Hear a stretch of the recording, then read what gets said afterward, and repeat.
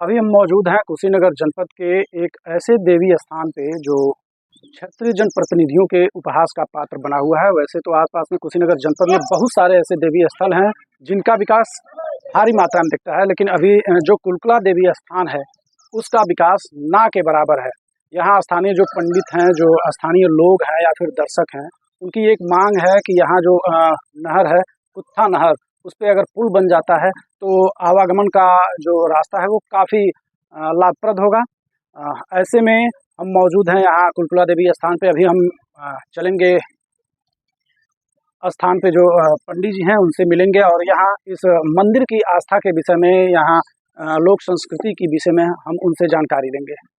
जैसे हम लोग कुलकुला मैया स्थान पे हैं, कुलकुला मैया स्थान का क्या महत्व है, कितना वर्ष प्राचीन ये मंदिर है? दुर्गा सप्तशती के प्रथम अध्याय के आख्यान में राजा सूरत का वर्णन आता है, मेधा ऋषि का वर्णन आता है। वर्तमान में राजा सूरत, उस समय राजा सूरत का राजपाट नष्ट हो गया, शत्रुओं से घिर गए थे, तो हार थक करके कुलकुला स्थान पर आते हैं। जो वर्तमान आप खड़े हैं यहाँ, यही राजा सूरत का आगमन होता है और यही मेधा ऋषि का आश्रम था। मेधा ऋषि के आश्रम में रह करके वो देवी की आराधना करते हैं। यहाँ दो पिंडी स्थापित है, एक मिट्टी की जो बड़ी वाली पिंडी है, ये यहाँ कुलकुला देवी देवी का पिंडी है, और ठीक इसके बगल में मेधा ऋषि का पिंडी है। वह छोटा सा है। सामान्य लोग बोलचाल की भाषा में लोग ब्रह्मदेव, लेकिन वास्तविक में ऐतिहासिक प्रमाणों के आधार से वो मेधा ऋषि की पिंडी है, ये देवी की पिंडी है। और कुलकुला जो नामकरण हुआ है, कुल धन अकुल, कुल जिसका ज्ञात हो उसको कुल कहेंगे, अकुल अकुल जिसके कुल का ज्ञात न हो। तो ऐसा भगवान शिव का और पार्वती का जब उल्लेख आता है तो देवी हो गई कुल ज्ञात वाली, यानी हिमालय महाराज की पुत्री इत्यादि के रूप में जानते हैं। ठीक माने इसके दक्षिण भाग में शिव स्थित हैं, वो अकुल, यानी जिनका कुल ज्ञात न हो। तो इसी के आधार से कुल धन अकुल शब्द को जब जोड़ेंगे तो कुलकुला होता है। तो इसका नामकरण भी इस नाते ऐसे हुआ है यहाँ। और प्राचीनता की बात करें तो जैसा कि पुराणों में उल्लेख है, या दुर्गा सप्तशती इत्यादि सब भागवत पुराण इत्यादि का उल्लेख है, तो उस समय का महाभारत काल में जब पांडवों को जब छुपना हुआ था, उस समय भी यहाँ आगमन होता है उनका। ऐसा भी लोक में चरितार्थ है, लोक श्रुति है। उसका प्रमाण तो वर्तमान में नहीं है, केवल दुर्गा सप्तशती यही प्रमाणिकता से मैं कह सकता हूँ, और अति प्राचीन यह स्थान है। ऐसे ज्ञात रूप में यहाँ छप्पर नहीं पड़ता है, बहुत ही क्रुद्ध देवी मानी गई हैं। एक और आख्यान आता है, जो भगवती जब चली थी थावे इत्यादि से एक आख्यान आप लोग सुनते हैं या समाज में ऐसा व्याप्त है, जी जी, उसमें भी यहाँ आगमन होता है। तो बहुत ही प्राचीन है और बहुत ही दिव्य।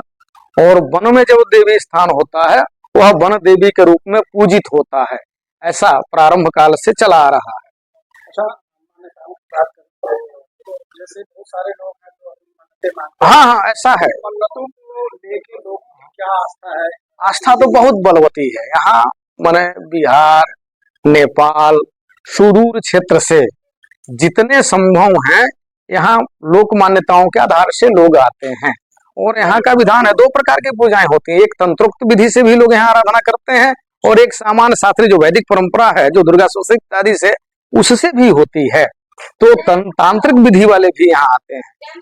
अपने यहाँ तो 4 नवरात्र की जो कल्पना की गई है, 2 तो दृश्य है, 2 अदृश्य है जो लोग समाज में व्याप्त नहीं है। उन नवरात्रों में भी यहाँ तांत्रिक लोग दूर दूर से आते हैं। ऐसा स्थानीय लोग भी देखे हैं, यदा कदा हमको भी सौभाग्य प्राप्त हुआ है देखने का। तो कहने का तात्पर्य 4 नवरात्र, चारों नवरात्रों में 2 में तंत्रोक्त पूजन का भी यहाँ विधान है। जैसे कि लोक व्यवहार में आप देखते हैं, जो नहीं देवी का खेलना इत्यादि, ये स्थान एक से नहीं माई स्थान है, इसी स्थल पर और दक्षिण भाग में, हाँ एकदम माने एंड जो हो रहा है वो तांत्रिक विधि का, जैसे यही देवी है, लेकिन तांत्रिक विधि वाली उपासना वहां करते हैं। एक वो स्थान है। अभी जो राजा की आप बात कर रहे थे, हाँ हाँ, और राजा सूरत का उल्लेख आता है, दुर्गा सप्तशती में है, प्रथम अध्याय में 7वें 8वें श्लोक में 6 से प्रारंभ, श्लोक संख्या 6 से प्रारंभ हो जाता है वर्णन, उसमें आता है उनका यहाँ हुआ था। तो नवरात्र चल रहा है, इसके अलावा कौन कौन से ऐसे त्योहार हैं जहाँ पे श्रद्धालु आवश्यकता से ज्यादा? तो यहाँ तो नवरात्रों में ही भीड़ होती है। हाँ, और विशेषकर चारों नवरात्रों में होती है। और तंत्रोक्त विधि वाले अलग आते हैं, अपना रात्रिकालीन, सायंकालीन या समाज से बच करके आते हैं, इस प्रकार का है यहाँ। और जैसे त्रिवेणी में 3 नदियों का संगम माना गया है, ठीक वैसा ही इस स्थान पर 3 नदियों का संगम है। हाँ, जैसे एक तो ठीक पूरब हो गए, एक इधर है पश्चिम, और एक इसी में माने पूर्वाहुत होकर के सोनारा करके 2-3 नदियां, 3 का यही संगम होता है। ठीक इस मंदिर प्रांगण के ईशान कोण पर 3 का संगम होता है। ने कहा 10 वर्षों से आ रहे हैं, विकास नहीं दिख रहा है। प्रदेश में तो हिंदुवादी सरकार है, अपनी स्वयं मठाधीश ही सरकार के मुखिया हैं, तो ये माने बड़ा ही अच्छा विकास की कल्पना लोगों के मन में रही है। लेकिन इस क्षेत्र विशेष में सरकार का कोई विकास नहीं दिखता है। इस मंदिर के उपलक्ष्य में केवल अन्य रोड हैं, बाकी चीजें हैं, लेकिन जो वास्तविक में धार्मिक क्षेत्र का विकास होना चाहिए वो ऐसा नहीं है। एक बार संगठनात्मक दृष्टि से मुझे भी नीलकंठ तिवारी जो पर्यटन मंत्री थे, संस्कृति मंत्रालय थे, मिलना हुआ, हम भी मिले। तो उस समय पूर्व विधायक श्री रजनीकांत मई त्रिपाठी थे, वो भी मिले, उन्होंने एक पत्रक बनाया, हमने भी एक पत्रक, यह सब दिया गया। उसके बाद लगा कि कुछ विकास होगा, पुनः सत्ता उस समय का मैंने सरकार बदली और वो मंत्रालय से हटे नीलकंठ जी, उसके बाद दिखा नहीं। हम अपने स्थानीय जनप्रतिनिधियों को चाहेंगे, जैसे चेयरमैन राकेश जायसवाल जी, स्थानीय विधायक हमारे पीएन पाठक जी, और स्थानीय अपने लोकसभा सांसद श्री विजय दुबे जी, ये सब कुछ विकास दिखना चाहिए समाज में। यह धर्म क्षेत्र है, धर्मनगरी के स्वरूप दिखना चाहिए।